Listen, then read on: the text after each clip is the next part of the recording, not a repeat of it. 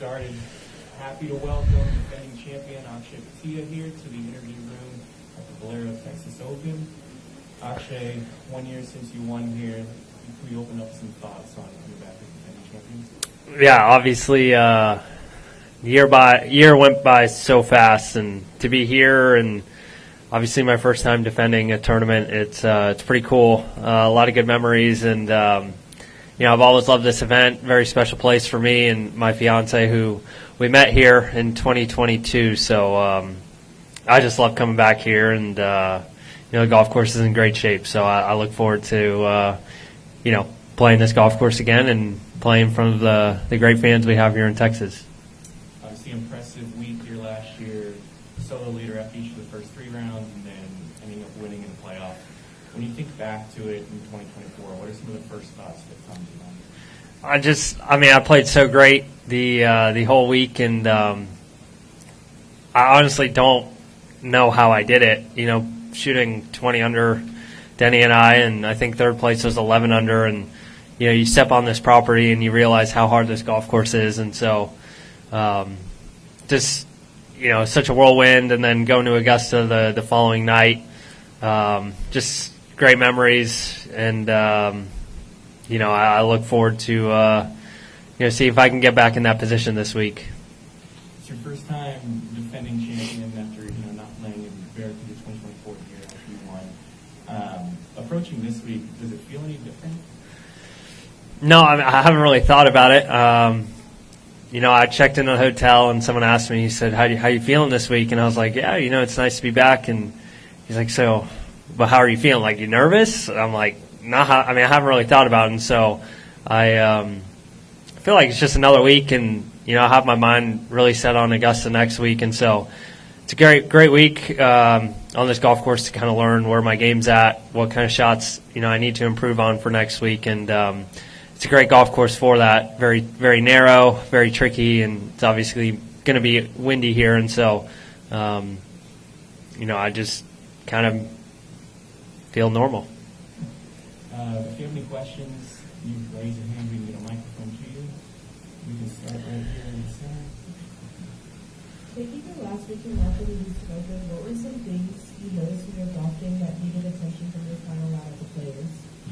Yeah, I think I had a great week there. Mentally was something I really figured out to be in contention, knowing what it takes. And then, I putted great the whole week. And, it really came down to like a couple putts coming in during the last couple holes there on the final round. And so I really just kind of talked to my mental coach, my putting coach, and tried to understand, how I was thinking when I started the round versus, when I got more into contention. And so it's nice to recognize that thing, and hopefully I can carry that on if I'm back in contention, at some point during this year. You mentioned just getting a chance to defend the title. I guess you didn't get that before. What does it mean to you that you're in a position where you can actually, you've earned that opportunity to do something like that? It's so hard to win in front of the opportunity. Yeah, it's amazing. I think,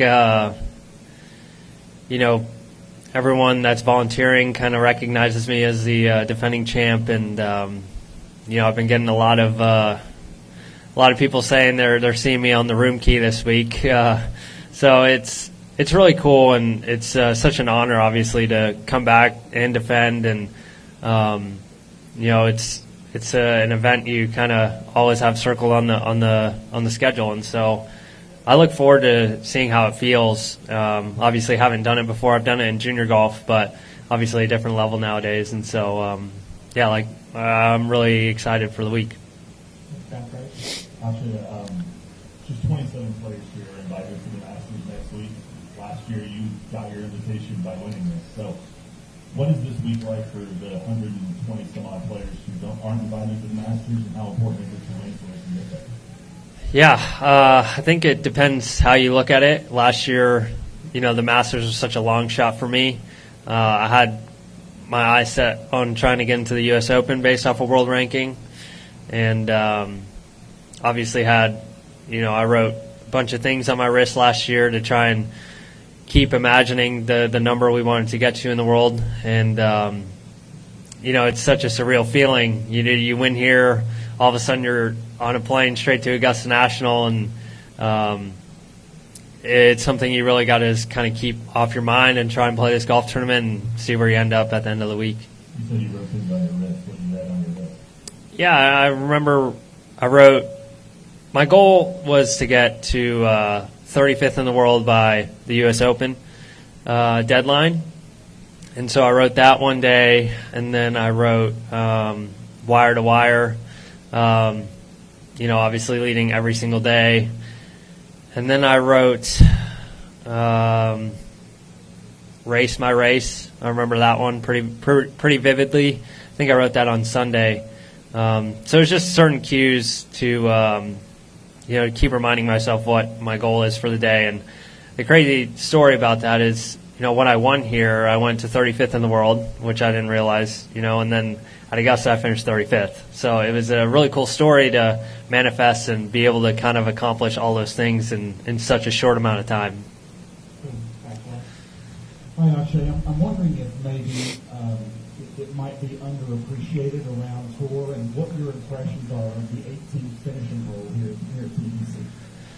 Yeah, I mean it's a great hole. Obviously, rewards a good shot if you go for it, and if you don't, then you can easily walk off with a 6 or 7. And the greens, got different quadrants, and so it is a really good hole. Hopefully, we get some downwind, and you'll see some guys going for it. But the tee shot's pretty narrow visually, with the trees on the right, and then kind of that cliff looking on the left. And then the second shot, you have an uneven lie, and so it makes the second shot even harder. Because it's such a small margin to kind of hit it where you need to.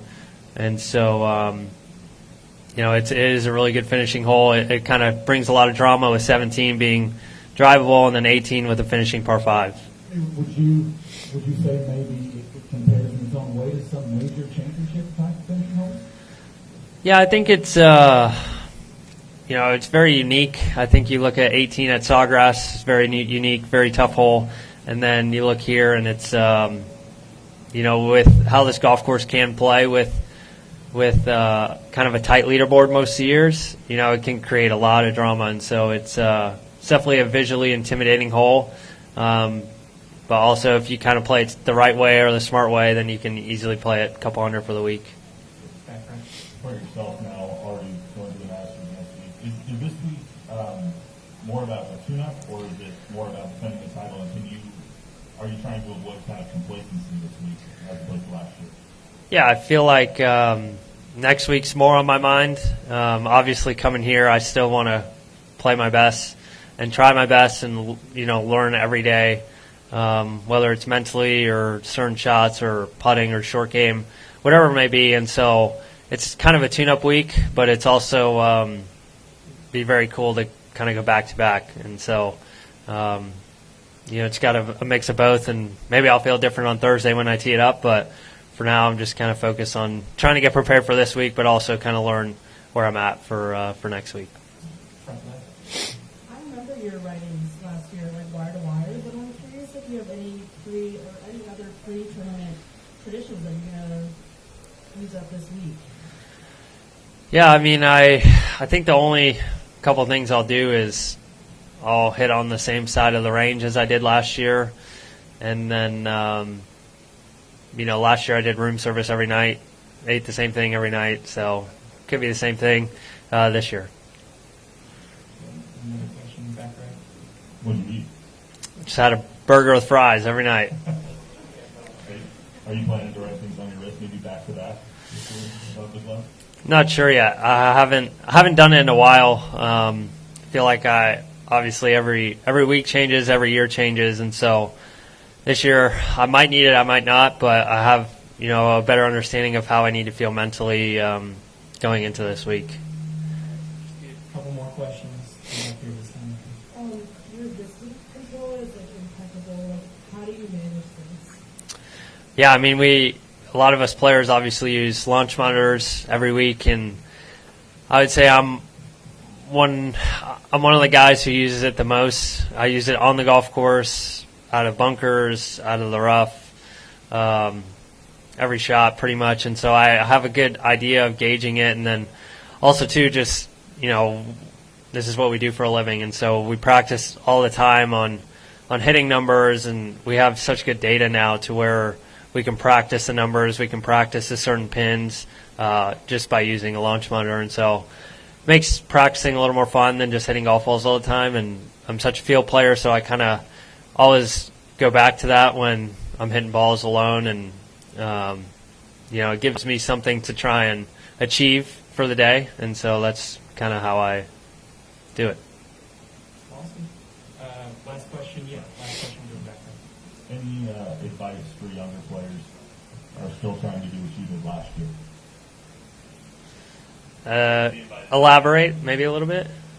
And be invited to the Masters and get to the 35th in the golf ranking and play in majors and all that. All so much came true for you last year as a young golfer on the tour.